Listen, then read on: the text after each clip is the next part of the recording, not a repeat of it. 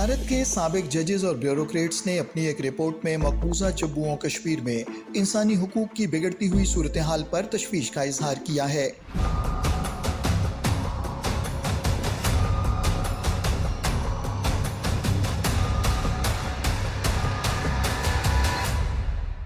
عام کشمیری شہریوں، انسانی حقوق کے کارکنوں اور کشمیری صحافیوں کے خلاف ان لافل ایکٹیویٹیز پریونشن ایکٹ اور پبلک سیفٹی ایکٹ جیسے کالے قوانین کے غلط استعمال پر رپورٹ میں مودی حکومت کو کڑی تنقید کا نشانہ بنایا گیا ہے۔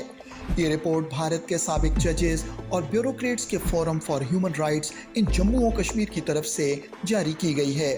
دہلی ہائی کورٹ کے سابق چیف جسٹس اجیت پرکاش شاہ، بھارت کے سابق ہوم سیکرٹری گوپال پیلائی، بھارتی سپریم کورٹ کے سابق ججز روما پال اور مدن لاکر، سابق فارن سیکرٹری نرپوما راؤ اور دیگر ارکان نے رپورٹ میں کہا ہے کہ مودی حکومت کی جانب سے جموں و کشمیر کی خصوصی حیثیت کے خاتمے کے بعد ریاست کے حالات بدتر ہو چکے ہیں۔ We notice that certain abuses continue unabated. As you might have noticed, recently the Supreme Court passed quite severe strictures in the Muhammad Zubair case, talking about a vicious cycle of arrests, granting bail, re-arrest immediately, and so on. And we have seen that happen actually especially with journalists, but also civil society.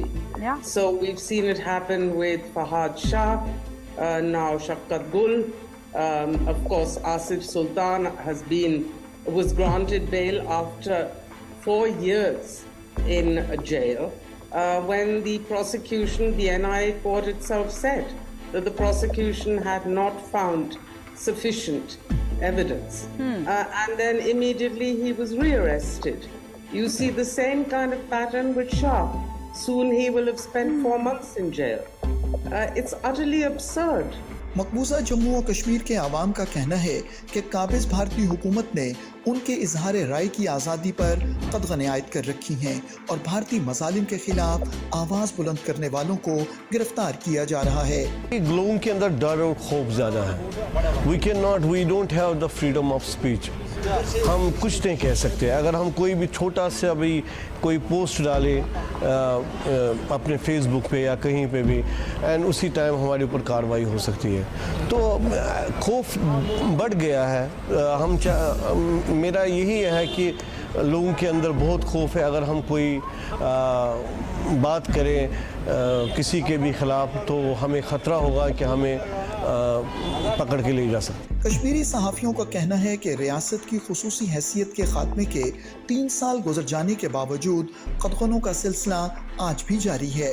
5 اگست کو جب ہم آج بھی یاد کرتے ہیں، اس دن کو یاد کرتے ہیں، تو آج بھی وہ بے بسی، وہ خوف، وہ لاچاری نظر آ رہی ہے جو اس دن ہم پہ طاری ہوئی تھی۔ جب ہمیں 5 اگست سے پہلے 2-3 دن پہلے جب سارا کچھ بند کیا گیا تھا، جب ہمیں کمیونیکیشن کو بلیک آؤٹ کیا گیا تھا، جب ہم گھروں میں قید کیے گئے تھے، تو وہ اندازہ نہیں تھا کہ کیا ہونے والا ہے۔ اور جب وہ ڈیسیجن ہمارے سامنے آیا تو وی ور کائنڈ آف شاکڈ، ہمیں اس کی امید نہیں تھی۔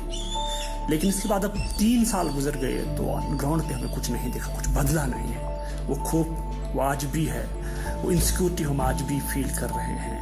بھارتی سول سوسائٹی کے ارکان کا کہنا ہے کہ جموں و کشمیر میں بھارتی حکومت نے خوف کی فضا قائم کر رکھی ہے۔ انسانی حقوق کے کارکنوں اور صحافیوں کو کالے قوانین کے تحت گرفتاریوں، سفری پابندیوں اور ہراسانی کا سامنا ہے۔ Civil society live in fear. Many are hit with the toughest anti-terror laws, in jail for long, denied permission for travel overseas, and harassed in multiple other ways. It is unsustainable to keep a region as large and so chronically volatile under tight control forever. Both new territories, that is Jammu and Kashmir and Ladakh, continue to be governed directly from Delhi. This is both unfair to the people of Kashmir and dangerous for India. بھارتی حکومت کے ان تمام تر مظالم کے باوجود کشمیری عوام کی حق کے خود ارادیت کی تحریک پورے زور و شور سے جاری ہے اور ان کی منزل آزادی اب زیادہ دور نہیں ہے۔